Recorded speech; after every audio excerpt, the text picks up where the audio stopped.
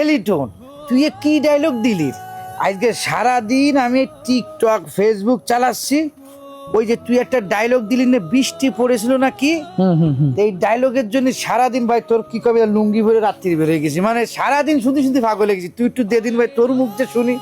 কোনটা ওই ডায়লগ? হ্যাঁ ওই ডায়লগটা দে দিন ভাই। ওই ডায়লগ মেলা ভাইরাল হইছে। মানে ভাইরাল হইছিল তো, এর অনেক আগে হইছিল। মানে এর আগেও হয়েছে, কিন্তু ইদানিং দেখছি তো টিকটক ফেসবুকে ঢুকা যাচ্ছে না। তা আমার ইচ্ছাতে আমি তোর মুখ দিয়ে এখন শুনবো, মানে আমার খুব ইচ্ছা জেগেছে।